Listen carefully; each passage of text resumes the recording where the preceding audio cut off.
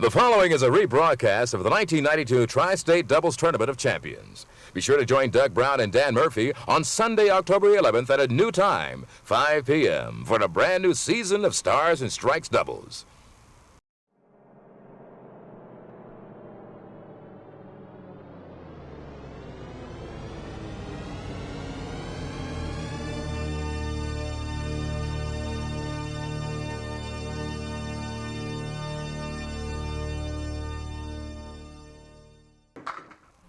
The first ever Doubles Tournament of Champions started with some fireworks last week, with both teams rather warm. On a spare, Tom O'Brien touches them all. Wow. Mike Morgan and Paul St. Pierre nursed the lead through Game 2 and withstood a late charge by Phil Clough and Tom O'Brien to hang on for the win. Today, they'll go for 2 in a row against the team of Norm Bourque and Ed Emerson. This is Week 2 of the Tri-State Megabucks Tournament of Champions. Stars and Strikes Doubles. From Park Place Lanes at Windham, featuring outstanding Candlepin bowlers from all over New England.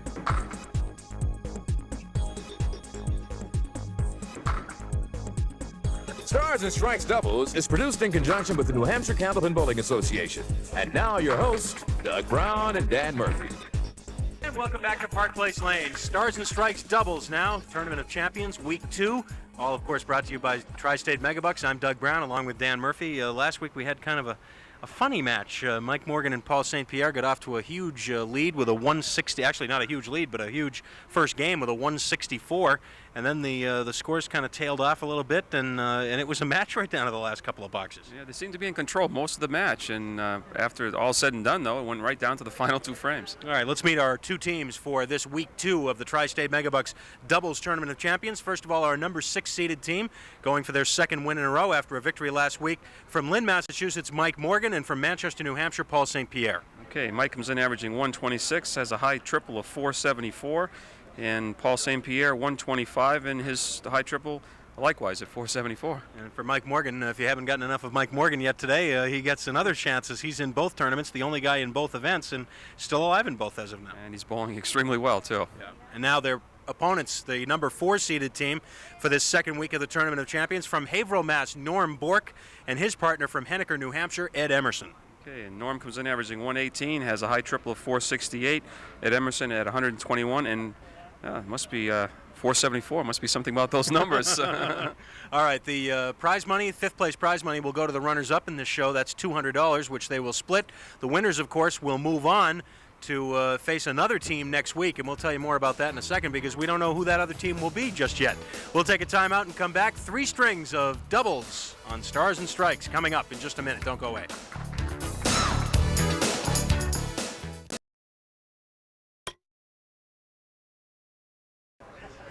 Well, last week here on the Tri-State Megabucks Doubles Tournament of Champions, Mike Morgan and Paul St. Pierre rolling a 399, and they knocked off Phil Clough and Tom O'Brien. So today they get a shot at the number 4 seeded team, Norm Bourque and Ed Emerson. Now, the winner of this match, of course, will move on to face our number 3 seeded team next week. Now, the only thing is we don't know exactly who that number 3 seeded team will be yet. We have a tie, as you see, for second place, Joe Ashline and Steve Vadney. Mike Morrill and Jack Quinn each rolled a 412 in their series championship matches to get here.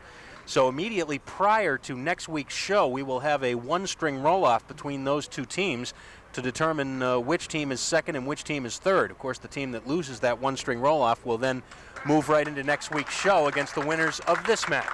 So if you understand all that, we'll move along. Week 2 of the Stars and Strikes Doubles Tournament of Champions. Who is this? He looks somewhat familiar.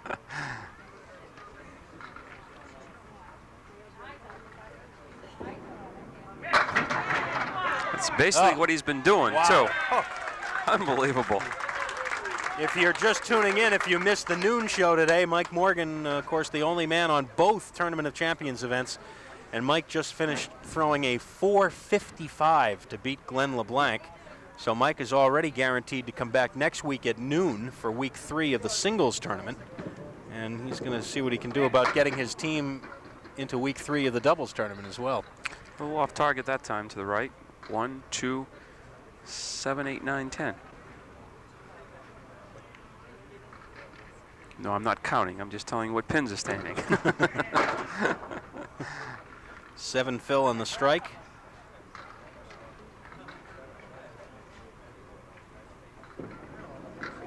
And the 10. Nice 10. Well, of course, Mike's been bowling so well, and not surprising that he would remember what happened at the end of last week's match. That's all he would talk about. But of course, team was put in the position to win the match by all the hard work he did earlier. That's right. So. Said he got a little too cute with that ball and that spare and just held on to it. I asked him after the match did you realize? He says, as soon as I threw it. This is Norm Bourque from Haverhill. And Norm almost got himself a backdoor spare. Norm Bourque and Ed Emerson qualified for the Tournament of Champions back in March with a win over Tim Lipke and Larry Valcourt. Norm and Ed combined for a 387. Their middle game in that triple was a 162.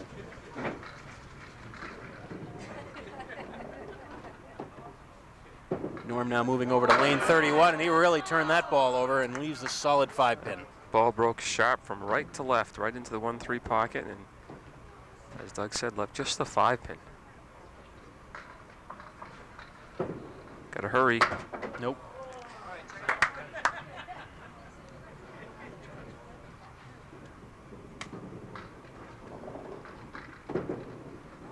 And still there. So the early advantage to Morgan and St. Pierre. And Paul St. Pierre stepping up now. Paul, I don't think, was real pleased with the way he bowled last week, so he'll be looking to turn that around. He's on the head pin this first ball, and he's got a spare shot with the 2-7. And he's right on it. Well, if he's back to make amends, he's certainly starting out the right way. Right on the head pin again, big strike. Was that a quick one? Oh, wow. Well, he was having trouble with the head pin last week. Not there. Mercy, that was out of there in a hurry. Ed Emerson up, and he's got a strike. Always nice to get the butterflies out. 1-2 pocket. And there they go. Same ball, but this time the 5-7. Now, let's see where that wood's going to settle down. It's still moving, as you see now, right in front of the 5-pin. He doesn't want it to stop there, although it may not matter where it ends up. It's far enough out front that it's going to be a difficult shot no matter where it is, I think. He's just going to have to try to cap it, push everything straight back, and hopefully something goes over after the 7-pin. Oh, yes. Great shot. Off the wood. Watch the ball carry him off the wood and into the 7-pin as it goes up and almost over the top of it. Great shot by Ed. Cap the wood. That was how to do it. So much like we started out last week's doubles match, both teams seem to be following each other with the marks. Light hit that time, drop of 8. 2 and 4 pins left for Mike. Next week at noon, in week 3 of the Tournament of Champions, Mike will face his brother Tom. And he gets the spare. That should be interesting. And I know they've been looking forward to the possibility that that might happen, so they'll get a chance to bowl against each other. That'll be next Sunday at noon, week 3 of the Singles Tournament of Champions. And again, we won't be able to tell you who next week's opponent in the Doubles Tournament of Champions is until we see you next week at 1. It will either be Joe Ashline and Steve Vadney or Mike Morrill and Jack Quinn.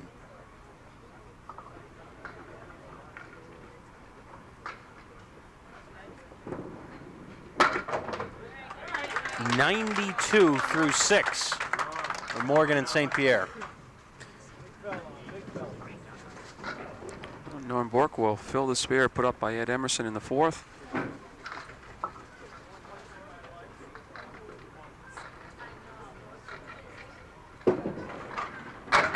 Off to the right, 5.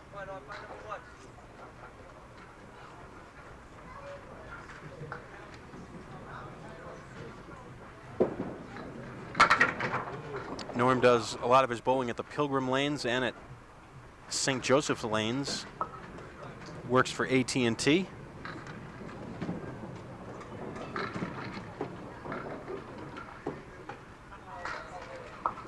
Trying to work this out for a 10, and it'll be a 9. A 20-pin advantage for Morgan and St. Pierre.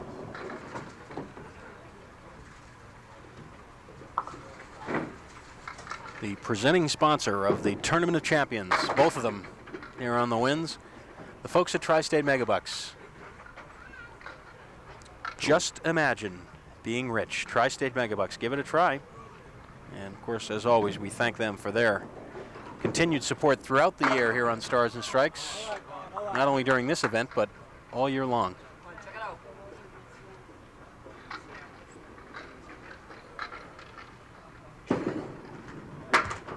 And another 9. So the lead remains at 20. Now, Paul St. Pierre went spare strike the last time he was up there.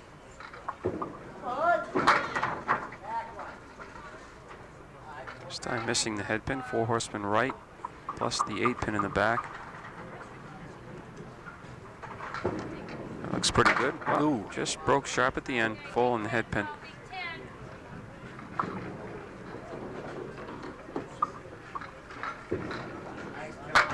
$10. Last week, Morgan and St. Pierre began with a 164, but then they had a 124 and then a 111. And they wound up winning by just 7 pins. He caught that pin that I swear came right between the diamond, never touched anything. And almost stayed standing the whole time. That was strange.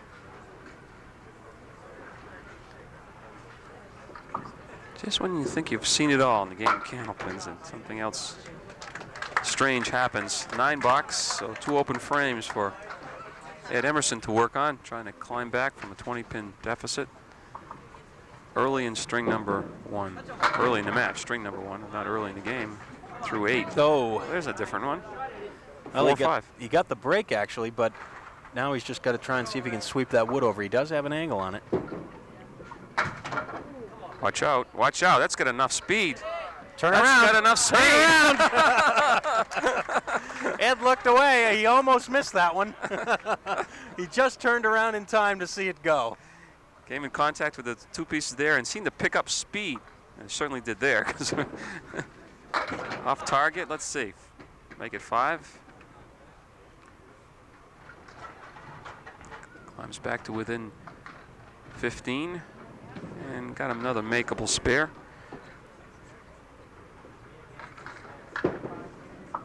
Yes, sir. Right there.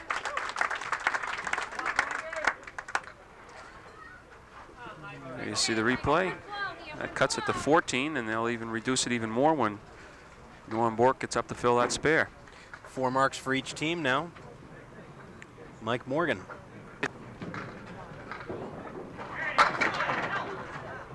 Well, kind of a thin hit that time, and a strange result as he gets the triangle left, the 4, 7, 8, and the 9 pin also.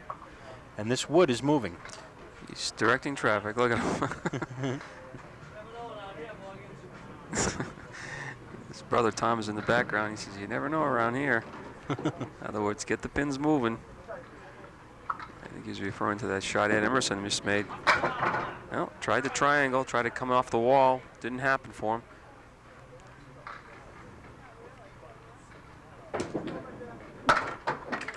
And a 10. Oh, a 4-box drought here for the team. Without a mark after an 83 first half.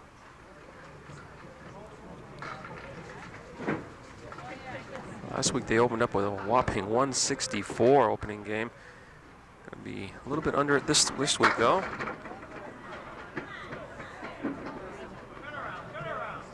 Well, this will be the 2 and the 10. He's going to go after the 2, and he's going to need some help after that. Doesn't have a real good angle with either piece of wood beside the 2 pin. But you never know around here. There, see? Need that sidewall action. He's played it perfectly. Watch, off the left sidewall and across. For the 5th mark for the team, 131 plus a ball. Well, it's not a 164, but it's still pretty good. Well, let's see.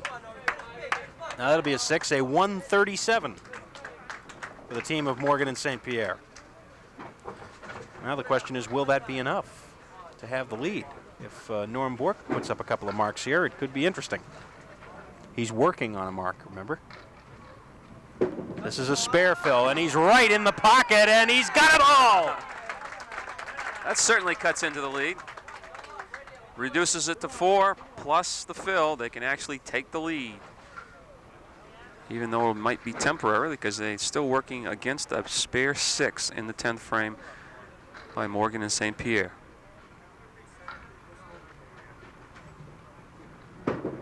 Oh, that looks good. Well, it looked good. Doesn't look so good now.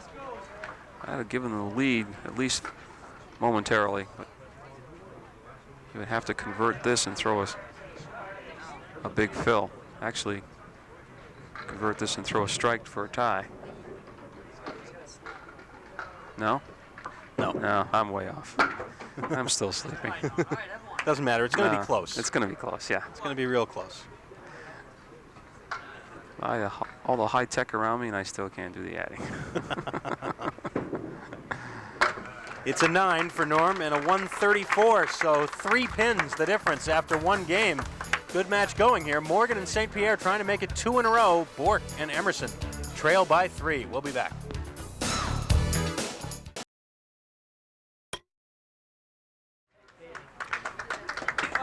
Ed Emerson up to start off the 2nd game, trailing by just 3 pins. That's what I tried to say at the end of the string.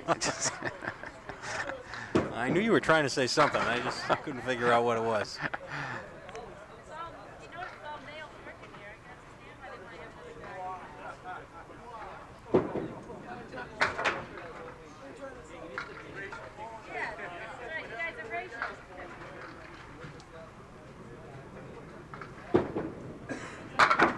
And it's a 9.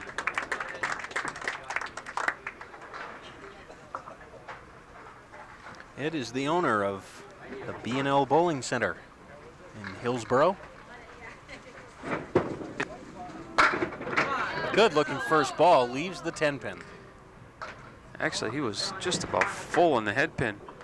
But he scrambled up, got 9 of them down there, and leaves himself a piece of wood in front of the 10. No problem there for Ed.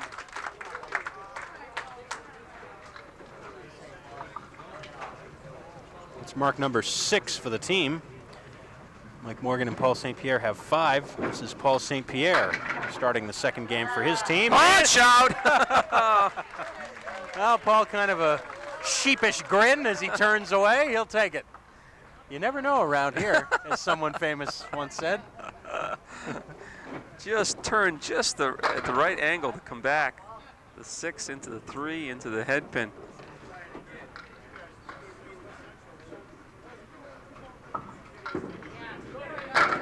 Looking for the spare, boy. just missed. Great try. Everything but the 8 pin.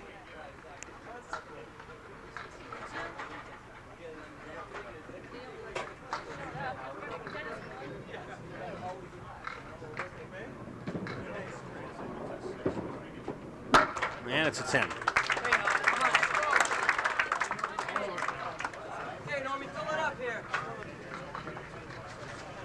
Norm Bourque filling the spare put up by Ed Emerson. Week number 2, doubles Tournament of Champions. Right on the head pin, too much on the head pin on the spare, a 3 fill. The 1, the 5, and the 9 pins out of there. Spread eagle plus that 8 pin in the back. Well, cleaned out the right side.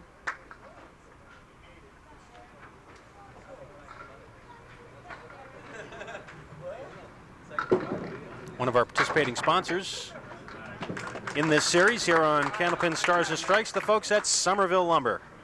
where they ask you to get it right the first time. Come into Somerville Lumber.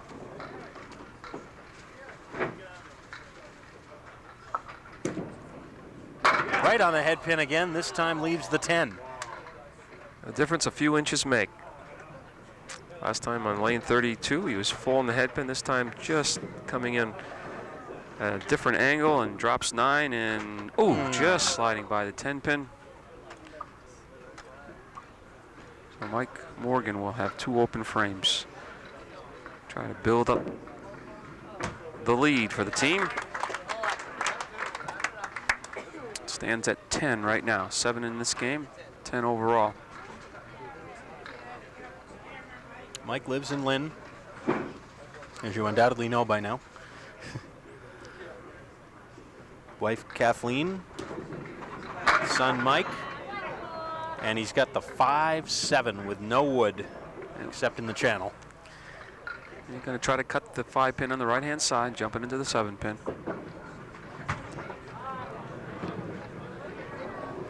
It brings up an interesting point. You get into the habit when you're describing leaves that are left on the deck.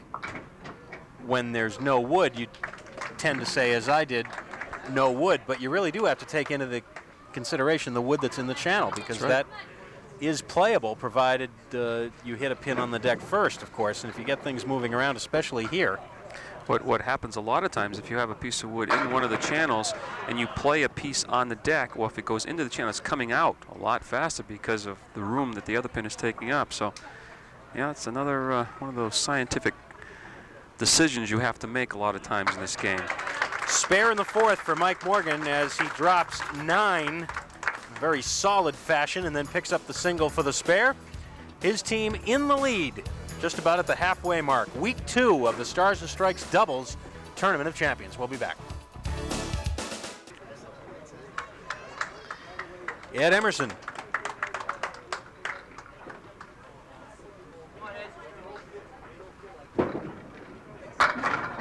Coming up a little short of the head pin, but he'll shoot at the 1-2-9.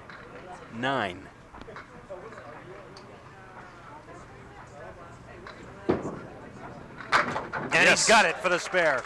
Somehow I just had a feeling that he was going to make that. I don't know why. Just hit it thin enough so the head pin goes to the right side wall, but then comes back for the spare. Now the fill. And off target a little bit, but coming this way. Not quite. You never know.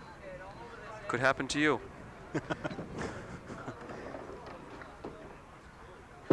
For 2 in a row? Ooh, no. Not this time.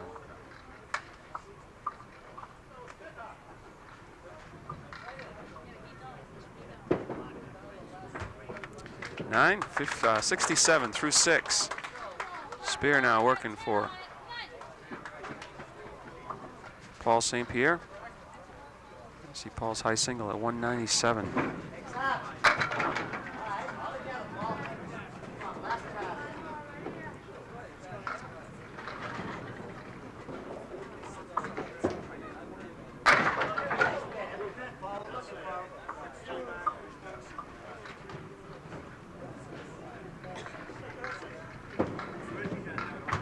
Well, now officially at the halfway point of the match. The lead is 6. 3 coming in, 3 more here. Opposite an open frame. Oh, St. Pierre right on the head pin. And he really has the first ball working this week, unlike last week. And on that lane 31.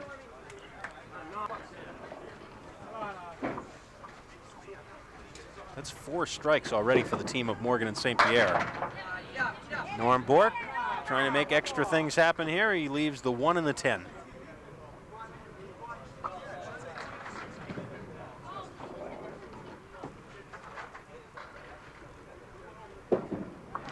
Looks good. Oh, ooh, boy. Robbed. I'm afraid the wood may have cost him. The ball looked like it was going to deflect off the head pin, and the ball take the 10 came in contact with that wood, and both went the opposite way. Just keeps it on the lane for a $10.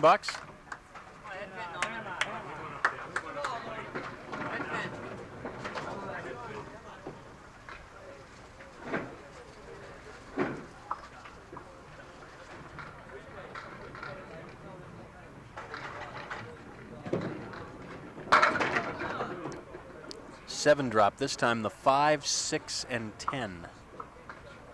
That piece of wood is way out in front. All the years I've bowled, this is the most difficult shot that for a spare. I've never seen, I think I've seen this made maybe once. Even with a piece of wood, it's difficult. Because you got the 5 and the 6 on the same plane, then the 10 pin. Well, 2 10s for Norm. And now Mike Morgan comes up working on a strike. And with the rate he's been throwing strikes around here lately. I was thinking the same thing. I wouldn't be a bit surprised if he throws another one.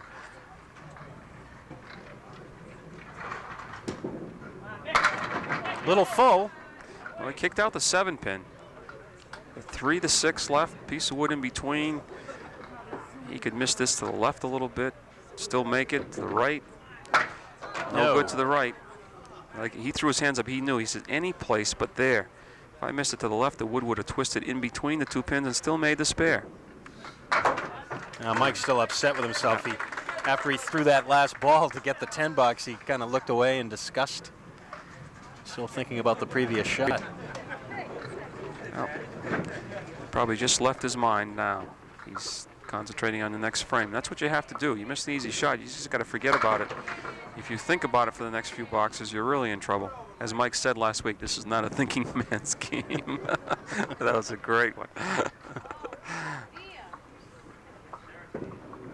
For the spare? No. Just missed cutting the 3 pin. So they'll have 2 open frames.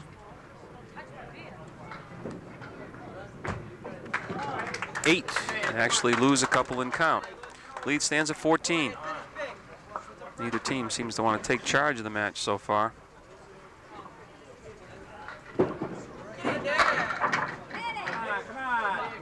Well, triangle. 3, 5, 6. Piece of wood behind should help. But you got to catch the 3. Oh, he was full. That was a tough break.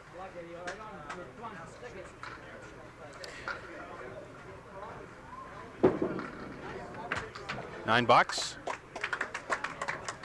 96 through 9. Last week, Mike Morgan and Paul St. Pierre led from wire to wire.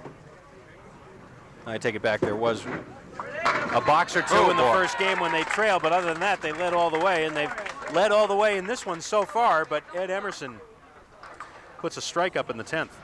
Needed that. They were only 96 through 9.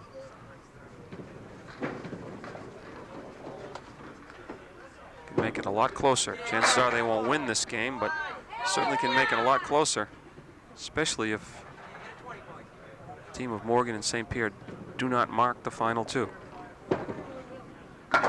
Spare on strike in the 10th for a 116. 20 big pins, 20 big ones in the end there for Ed Emerson. 250 through 2, the team. Paul St. Pierre will be looking for some kind of a mark here in the last 2 to increase the lead, or else it'll be in single digits going into the 3rd game.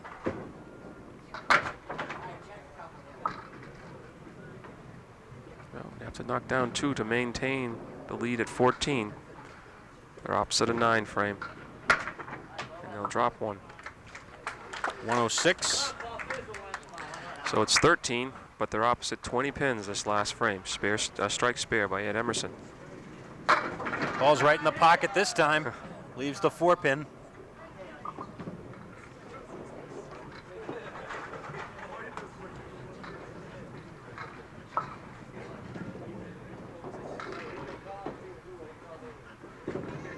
And right on it for the spare. So the team of Morgan and St. Pierre will end up increasing their lead in the match by whatever Paul can put on this spare.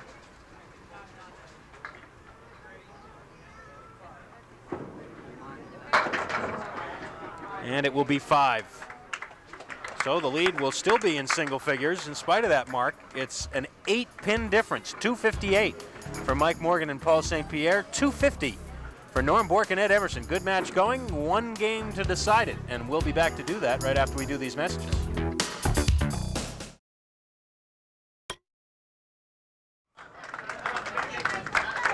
Well, the team of Mike Morgan, whom you see there, and Paul St. Pierre leading Ed Emerson and Norm Bourque by 8 pins. Going into game 3.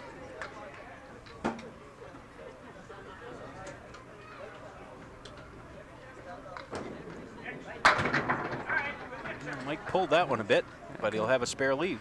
He's got the 1, 3, and 9. Gotta have the head pin. Give yourself a real chance at making it. Yes. And he does. Mark number 10 for the team of Morgan and St. Pierre. They had 15 marks in their win last week. All 5 teams remaining in the doubles tournament of champions now are number 1 seeds. They were all number 1 seeds when they qualified for this event.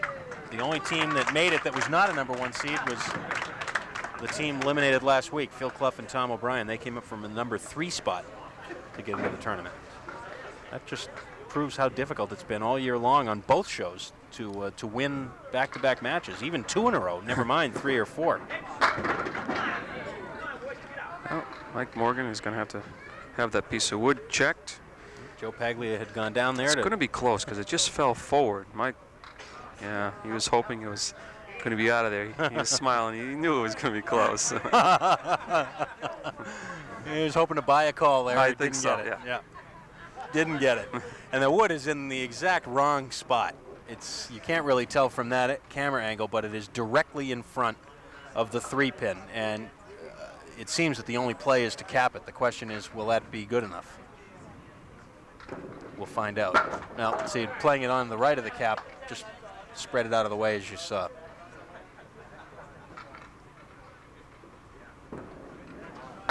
So Mike will have to be satisfied with 27 in the opening 2. And let's look at that again. Yeah, just to the right of the cap. Yeah. Well, I never came close to those 2 pins. Difficult shot. Ed Emerson. Well, he kicked out the 7-pin, leaves himself a triangle. The team of Bourque and Emerson has changed their batting order for this 3rd game, thinking that Ed Emerson may be the hot bowler, and he starts off with a spare. So far, the strategy worked out. Now he's going to try at least to match the 8 fill to remain at 8 pins. Anything over that, he'll cut into the lead.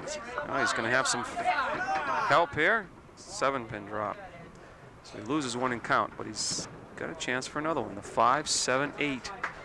Now the wood's rolling out in front now. Gonna catch some of the wood and the 5. Like that. Nice done. Nicely done. And this match may be just about even by the time that mark is filled when Norm Bourque comes up next time. Paul St. Pierre pulls it to the left.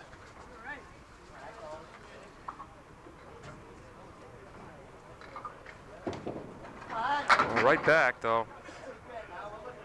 Very nearly converted for a spare. Triangle in the right-hand corner. 6, 9, 10 left for Norm. Oops, I hit the spare button. It should have been a 10. It's all right, folks. Hang with me. Here we go. The spare button is right next to the 10. It's not all my fault. Paul this time to shoot at the single, the 6 for a spare.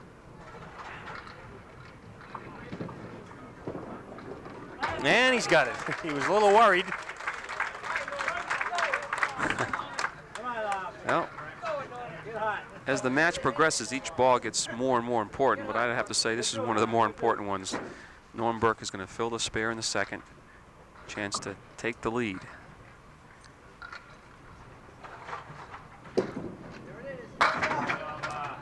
Comes 2 pins short of tying things. But of course he's got an opportunity here on the 4 horsemen with wood. Let's see. Just a little full. Wants to match the 10 already posted by his opponent, and he does. Makes it 43, 6-pin advantage in this game, and a 6-pin deficit in the match. 2-pin deficit in the match. Well, what's at stake? The runner-up team in this match will take home $200 in prize money, and the winners will move on to face either the team of Joe Ashline and Steve Vadney or Mike Morrill and Jack Quinn next week.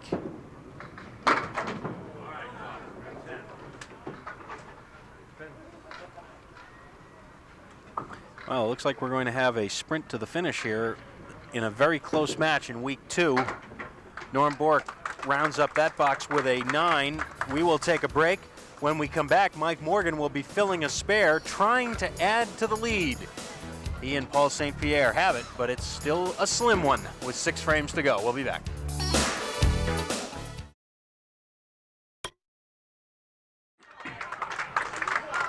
Oh, the importance of a ball switches back to the team of Morgan and St. Pierre, because now they're working on that spare in the 4th. Only leading by 3 pins. I know Mike is thinking that 7 pin or better, I'll push it up to double figures. That's not going to happen either. So it's 6, 1, 3, 6, and the 8 pins left.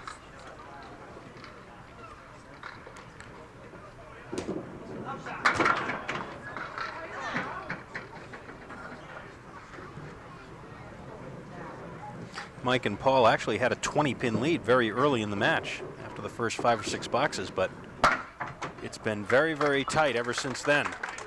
It's 9 right now, as you see.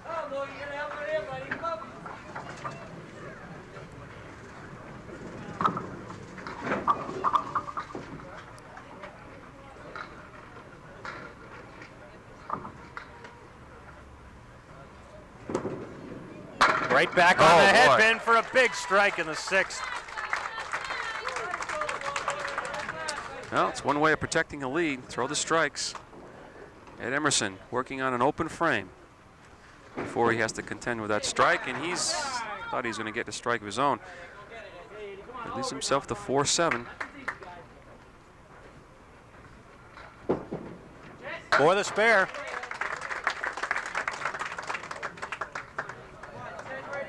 That's even more important, as you said, Dan, because he now has to face the strike that Mike Morgan put up there. Oh, he pulled it to the left. Well, wow. Wow. Well, there's a nice break there on that fill. 7-pin drop is the break. Now try to cash in on the break itself by the 1, 3, and 7, and he looks good. Yes, gonna go. Yes! And the difference in the match is now just 1 pin with 4 boxes to go. And both teams working on a mark. Of course, Paul St. Pierre is working on the strike. And he drops 8. That strategy of Ed Emerson getting the extra boxes in this game is working right now. It's 4 marks in 4 boxes so far in this game. Oh! Spare on strike for Paul St. Pierre. Let's take another look at that one. I don't think he was going after the wood. I may have to ask him about that later on. 8 drop. Let's see, you hear someone saying in the background, do it again.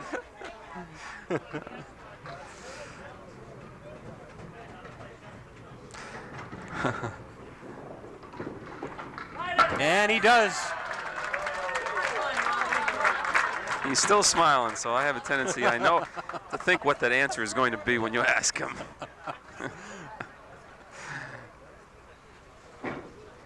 Mike Morgan giving him a hard time as he comes back to the bench. And Norm Bourque trying to fill that spare, gets just 4. And now, of course, he's opposite 2 marks.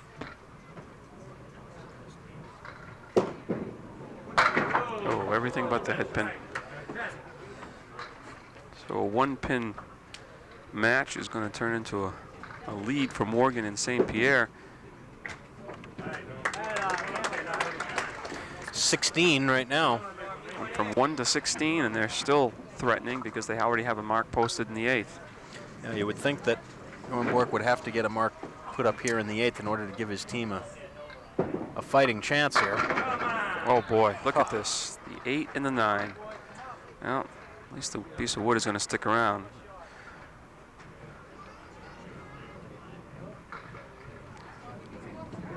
Well, looks like you almost have to go the right-hand tip and have the ball contact with the wood, take the 9, and have the wood come off the wall for the 8. Oh, he's going up high. Ooh. Well, that's a good effort, too. He's trying to turn the wood and push it back. Paul from Manchester, New Hampshire, his wife Maureen, daughters Jessica, Amanda, and Nicole, and Paul wraps up his efforts for the day. Same situation we had last week. really almost to the pin, 16-pin advantage, and this is where Mike Morgan threw the lob on the spare. I gave, that was Norm Bourque, of course, who just finished up his efforts for the day, but the family information I gave you was right. It was for Paul St. Pierre, though. Yeah, didn't lob on this one and give himself a big 8-pin drop. That pushes the lead to 24, and with all the wood, he's got a chance at making this one the 6-7. Gonna play the 6-pin and sweep everything left. Yes, he does. And that makes it 4 marks in a row to finish this game. Still got the 10th frame to come. Not leaving Ed Emerson much room. a chance for a 400 triple here.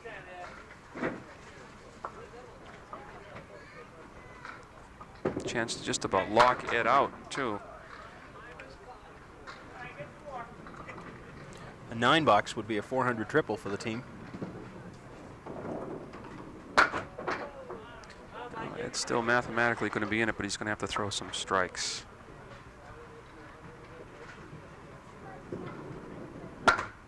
And it will be a 398. So a 399 last week, 398 this time. Let's see if that's enough. Ed Emerson would have to come up with a 148, so he needs a bundle of strikes here. No, there's one. No. Come any closer than that. If he gets this spare, it's still possible. Hangs in there and gets it. If he were to throw a triple strike here, they would win by 4. Oh, so really doesn't need a triple.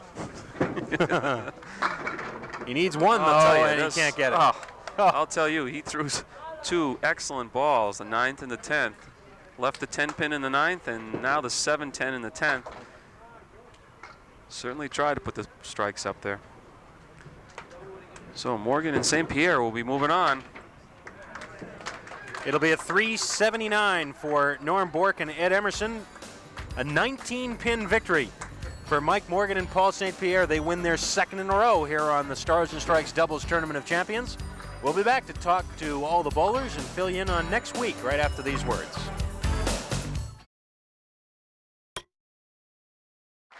And welcome back to Stars and Strikes Doubles. We're going to visit first with Ed Emerson and Norm Bourque. Not quite enough at the end, but we have the runner-up checks for you, gentlemen. And well, you were able to mount the offense and just keep them close, but just never enough to go by them there in that 3rd game. Yeah, I think we needed a couple more breaks like they got. Might have been a different story. But they capitalized on the ones they got, and they got a few more than we did. That's all. It seemed like they were right there, but you just couldn't get the real big runs of marks when you needed them. No, Eddie kept getting 2 marks, got me right back where we wanted, and I just couldn't fill it. I didn't help him too much at all today. So. Well, you made the change, though. You made the change to the guy you felt was hot, and you were able to get the marks going. But really, I suppose when it comes right down to it, the couple of breaks that you mentioned and Mike Morgan still throwing a very good ball made the difference.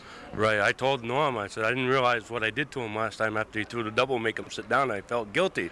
So I offered him the shot to go first. But he realized that I was bowling good today, and it didn't quite work out. Well, congratulations for getting here, guys. We appreciate it, and we look forward to seeing you next season. Good luck. Thank you. All right, thanks very much, guys. Appreciate it. Norm Bourque and Ed Emerson, our runners-up for this afternoon. And now let's bring up our winners again, 2-time winners. Come on up, guys. Mike Morgan and Paul St. Pierre. Once again, not exactly a laugher coming down the end there, but slide in here so that we can get everybody on camera there. And tell us about that finish there. You're making these exciting, I'll say that. Paul really did a good job that match. I was, getting a few marks, but Paul was hot and really needed it. We got a couple breaks, as they said, but you got to take it as part of the game. You pick them up. They got their share, but you got to take advantage of them when you get them. Well, I know last week you were disappointed, Paul, with the way you'd been going. This week you seemed to solve that problem. You had the strike ball working, and then of course you had that nice spare come back at you. Little praying there helped on the 7th box there.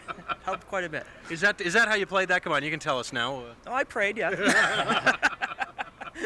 Just throw the ball somewhere on the lane and hope it works. Right? That's it. That was a good read. You got to read the greens. That's what they say. Well, next week we can't tell you who your opponent's going to be, but one of those 2 teams will be here, and either way, it's probably not going to be easy. So we'll be looking forward to it. We'll be here. All right, thanks, guys. Mike Morgan and Paul St. Pierre with their 2nd win in a row, and let's head over to the ladder so that we can once again straighten you out and give you an idea of what's happening next week. First of all, next Sunday at 12 noon, in week 3 of the Tournament of Champions. First of all, in singles, Mike Morgan will be going for his second straight win there as he'll face his brother Tom. And then at 1 o'clock, Mike will join his partner Paul St. Pierre, and they'll be going for their third straight win here on doubles as they will face either Mike Morrill and Jack Quinn or Joe Ashline and Steve Vadney. That will be determined right before next week's show. Well, I don't think it makes any difference what team wins that roll-off. They're going to have to bring their best bowling with them, but they're starting to gel as a team. Last week it was Mike, and this week Paul helped in there, and so they're developing. That's all the time we have. Week 3 coming up next Sunday at 12 noon here on the Winds. At noon, of course, Stars and Strikes, the singles, and then at 1 o'clock, Stars and Strikes doubles. Until then, for the whole crew and for my partner Dan Murphy, Doug Brown, saying so long from Park Place Lanes.